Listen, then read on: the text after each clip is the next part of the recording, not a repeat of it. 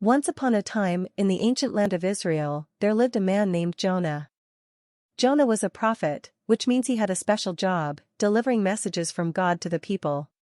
One day, Jonah received a message from God that made him very uneasy. Jonah, God said, I need you to go to the great city of Nineveh and tell the people there that their wickedness has reached me. They need to change their ways, or there will be serious consequences. Now, Nineveh was a huge, bustling city full of people who didn't follow God's ways. It had a pretty bad reputation for being a dangerous and sinful place. Jonah was terrified at the thought of going there. Instead of listening to God, Jonah decided to run away. He thought he could escape God's plan by heading in the opposite direction. Jonah packed his bags and hurried to the port city of Joppa. There, he found a ship that was about to sail to a faraway place called Tarshish. Jonah paid the fare and boarded the ship, hoping to leave his troubles behind. As the ship sailed into the open sea, Jonah breathed a sigh of relief. He thought he had successfully dodged God's mission. But God had other plans. While Jonah was sleeping below deck, God sent a powerful storm that tossed the ship back and forth. The sailors were terrified. They had never seen a storm like this before, and they were sure the ship would sink. The sailors cried out to their gods for help, but the storm only grew fiercer. Desperate, they decided to cast lots to find out who was responsible for their misfortune. The lot fell on Jonah.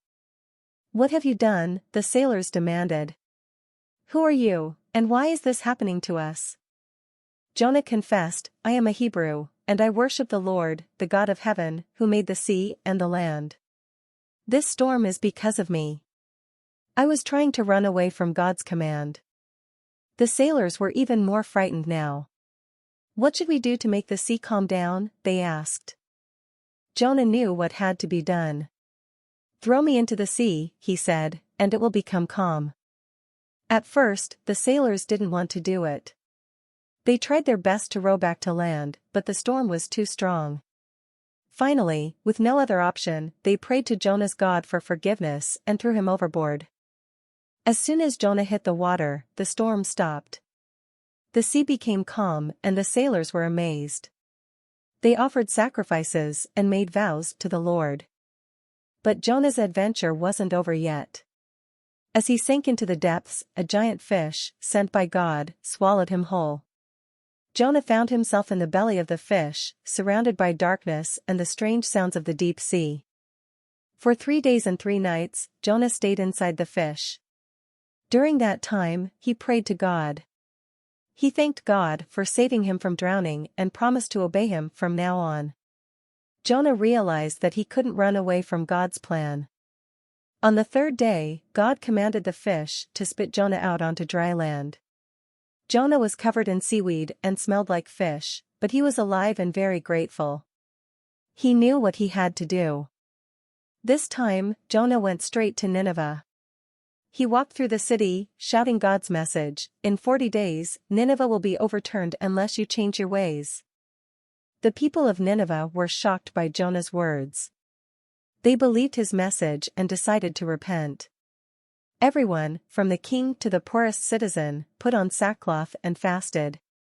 They turned from their evil ways and prayed to God for forgiveness. When God saw that the people of Nineveh had truly repented, he decided to spare the city. This made Jonah upset. He sat outside the city and pouted, complaining to God, "I knew you would be merciful. That's why I didn't want to come here in the first place." God gently taught Jonah a lesson.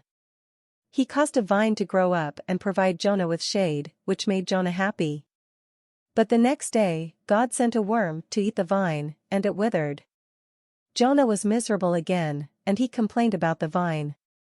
Jonah, God said, you care about this vine, though you did not tend it or make it grow. Shouldn't I care about the great city of Nineveh, where more than 120,000 people live, not to mention all the animals? Jonah realized that God's mercy and love extended far beyond what he could understand. It wasn't just about justice, it was also about compassion. And so, the story of Jonah reminds us that everyone deserves a chance to change and receive forgiveness. God's love is boundless, reaching even to the places and people we might least expect.